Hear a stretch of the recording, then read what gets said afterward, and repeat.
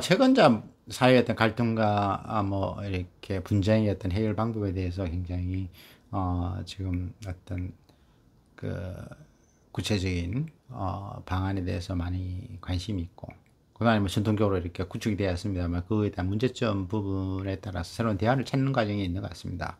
뭐 기본적으로 우리나라에서는 뭐 기본적인 갈등과 그 어떤 분쟁에 있어서는 민사적인 해결, 뭐 형사적인 해결 이렇게 양도로 바뀌게 된 거죠. 근데 민사적인 해결 부분에서는 사실 우리나라에서 가장 큰 문제점은 실손해 부분에 법원에서 인정하는 것이 극히 적고하다 보니까 민사적인 해결에 대해서 그렇게 만족을 못하게 되는 것이죠. 그러다 보니까 국가 어떤 공권력의 개입에서 어떤 형사적인 부분을 해결을 선호를 하게 되는 거죠. 왜냐하면 그런 절차를 통해서 뭐 구속이 된다든지 뭐 이런 여러 가지를 통해서 그때 어떤 형사합의금 명목으로 상당한 금액의 어떤 피해 그 보상이 가능하기 때문에 그런 절차를 걷게 되는 것이죠. 그래서 뭐 민사를 걸기는 합니다만은 표현이 그렇습니다. 민사를 제기를 합니다만은 형사적을 통해서 뭐 상당 수익을 얻고 뭐 그다음에 그에 따라서 자기 또 뭐 응징을 하니까 만족을 느끼는 그런 식으로 좀 되어 있는데 저는 그것은 바람직하지 않다고 생각합니다. 하나는 그런 절차를 거치는 것 자체가 뭐 예를 들어서 뭐 피해자 입장에서는 뭐 간편할 수 있죠. 국가 기관을 통해서 이루어지니까. 근데 그 절차에서 의외로 보면 지금 현재 뭐 절대적으로 그런 식으로 지금 그 형사건이 폭증하다 보니까 그 수사기관 인력도 부족하다 보니까 제대로 그런 식으로 조사가 이루어지지 않은 경우도 많이 이루어지고, 그래 우리나라 미국같이 뭐 탄핵 탐정이 도입된 것도 아니어서 사실상으로 그거를 증거를 모집하고 하는 것이 자기 어렵게 돼 있습니다. 그러다 보니까 뭐 부정적으로 이렇게 수사기관에서 좀 무리하게 요구를 하는 과정에서 여러 가지 문제점이 발생이 되고 있는 것 같습니다. 그리고 또 실제로 뭐 그 가해자 입장에서는 뭐 예를 들어서 그 어떤 형사적인 처벌을 받게 되면 사실은 사회로 갱생하는데 좀 어려움이 있는 그런 문제점이다 보니까 양쪽 다 결국은 사회적인 측면으로 봤을 때는 바람직하지 않는 부분이 있을 수 있는 거죠. 무리하게 형사절적으로 이렇게 해결을 도모하는 과정에서 뭐 약간 문제점이 있으니까 수사기관으로부터 뭐 한정된 인력으로부터 자기 사건에다 집중기에 더 투자를 요구하다 보니까 무리하게 예를 들어서 뭐 그런 어떤 중간자 역할, 뭐 변호사가 이런 사람도 될 수 있을 것이고 여러 가지 형태가 되겠죠. 뭐 그런 과정에서 부정적인 어떤 위협적인 요소가 많이 개입될 여지가 있는 것이죠. 뭐 다 하나의 가능성의 측면을 따지는 것이니까 뭐 그러다 보니까 또 수사기관에서 너무 그걸 비대화되는 거예요. 그 수요가 많다 보니까 뭐 그런 과정에서 어떤 수사기관이 또 어떤 나름대로의 어떤 그 독과점적인 어떤 지위를 통한 어떤 여러 가지 뭐 불공정이라든지 부당성, 위법성 뭐 이런 문제의 가능성이 있을 수 있기 때문에 그런 문제가 있고, 또 어떤 실제로 뭐 잘못한 사람 입장에서도 뭐 한때 과거에 잘못을 했지만 그에 대해서 어떤 그에 대한 문제를 해결을 하고 그다음에 좀 새로 또 사회로 복귀해서 또 나름대로 어떤 기여를 할 수 있는 그런 부분이 어떤 제도적으로 차단되는 뭐 그런 어떤 한계를 갖게 됩니다. 그래서 제가 가장 그나마 바람직한적으로 생각했다는 것은 징벌적 손해배상이었습니다. 저는 뭐 한 그것이 한 20, 30년 전부터 이렇게 관심을 가져왔던 미국법을 공부하면서 뭐 미국에서는 기본적인 법제도가 어떤 토트죠. 불법행위에서 가장 기본적인 저 금방 뭐 징벌적 손해배상 제도니까요. 그래서 1980년대 제가 유학 가는 것은 88년도부터 한 92년도 있고 또 다시 또 미국에 갔습니다만은 하여튼 그 당시에 그 미국법을 배울 때 가장 인상적이었던 제도가 징벌적 손해배상 제도였습니다. 그래서 그 제도가 우리나라에서는 대륙국에서는 그것이 민사하고 형사의 뭐 중간 영역에 있어서 뭐 그것이 이중적인 처벌도 되고 뭐 그러다 보니 이중이 부담이 되고 하니까 뭐 바람직하지 않다 이렇게 합니다. 저는 그 생각이 절대적으로 반대 견해가 다릅니다. 결국은 그 퓨니티브 데미지 미국에서는 어느 정도 그렇게 그 안정적인 사회가 구축이 될 수 있었던 것은 총기도 가지고 있음에도 불구하고 이건 퓨니티브 데미지 징벌적 손해배상에서 차지하는 역할이 크다고 생각을 합니다.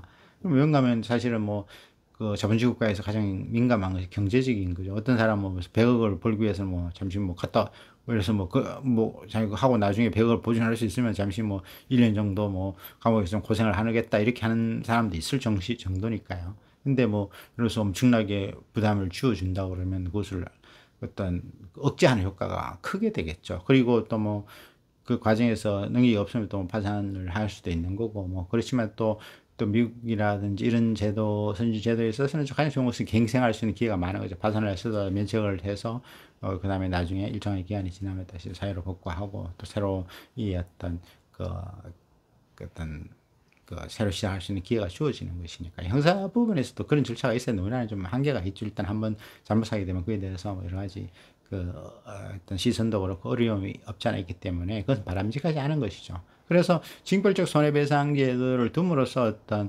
그 일반적으로 그런 잘못하면 큰 손해를 배상해야 된다는 그런 압박감 때문에 일반적으로 어떤 예방하는 효과가 있고, 그 다음에 뭐 특수한 그 사람에 해당하는 경우도 어떤 일을 위법한 행동을 불법행위를 하려고 하다가도 그때 뭐 엄청난 자기가 경제적인 손실을 어떤 배상 책임을 져야 된다는 그런 것이 이제 주저하게 만들 수가 있는 것이죠.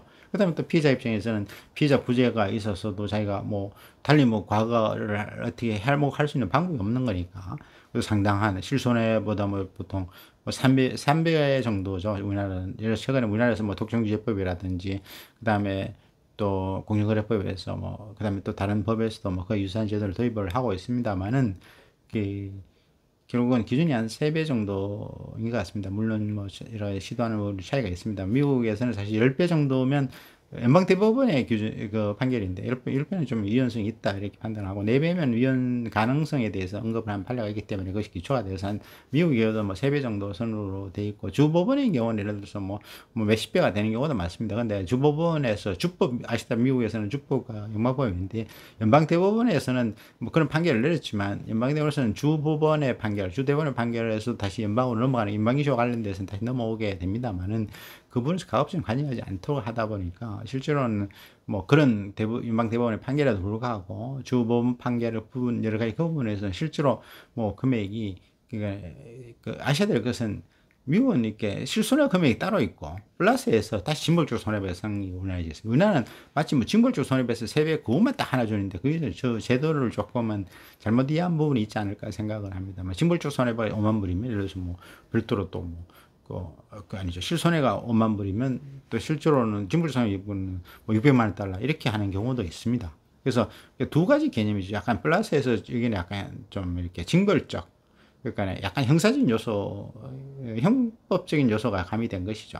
그래서 결국은 앞으로 그런 식으로 어떤 징벌적 손해배상제도 부분으로 결국은 수렴돼 가지 않을까 이런 생각을 해봅니다. 그것이 또 가장 사람들이 민감하게 느끼는 부분이니까요. 그래서 뭐 사실 뭐 여러 가지 형사적인 처벌에 대해서 그래서 뭐 어떤 두려움도 있긴 합니다만은 그건 사실 일시적이고 또 여러 가지 뭐 한번 또 그렇게 되면 이게 또 여러 가지 어떤 바람직하지 못한 결과를 불러일으킬 수 있는 반면에 뭐 징벌적 손해배상 상당한 수의 실효성이 있는 어떤 손해배상을 해주게 되면 그게 뭐 가해자 피해자는 실질적인 어떤 배상이 이루어지니까 좋고 가해자 입장에서도 상당히 뭐 그 타격이 되니까 뭐 그런 게 있기 때문에 아무래도 위법 행위를 하지 않게 하도록 유도하는 측면도 있고 또 일단 하게 되면 완전히 뭐 그건 뭐 엄청난 불이익을 당하기 때문에 사실은 어려움을 겪게 되기 때문에 또 그것을 본 사람들 역시 또 그런 생각을 하게 되고 해서 바람직한 제도가 아닌가 이런 생각을 합니다. 그래서 최근에 이 부분에 대해서는 조금 더 우리가 전면적으로 좀 도입을 할 필요가 있지 않겠냐. 다만 이제 그 과정에서 그 제도 부분이 도입되는 과정에서 잘못 인식되는 부분도 있고 또 결국은 이런 것이죠.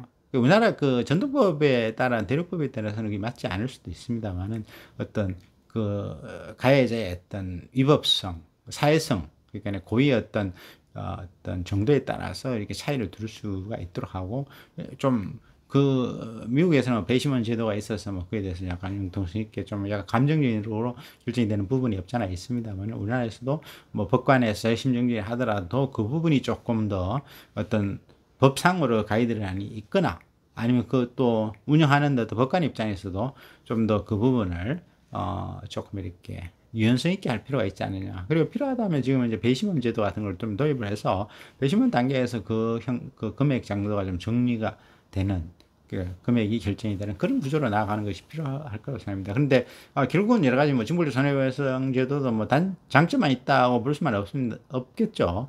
그래서 그분 제도에 대한 좀 더 관심을 가지고 제대로 좀 이해를 해서 또 우리나라 여러 가지 여건에 맞게 새롭게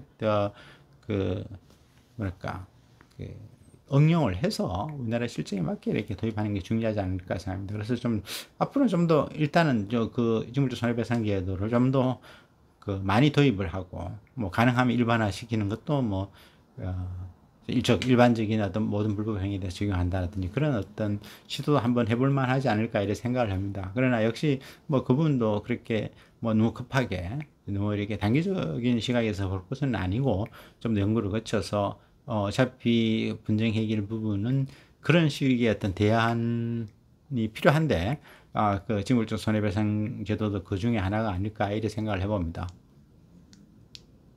그래서 좀 징벌적 손해배상에 대한 어떤 오해와 편견이 좀 이렇게 좀 정리될 필요가 있지 않을까 이런 생각을 해봅니다.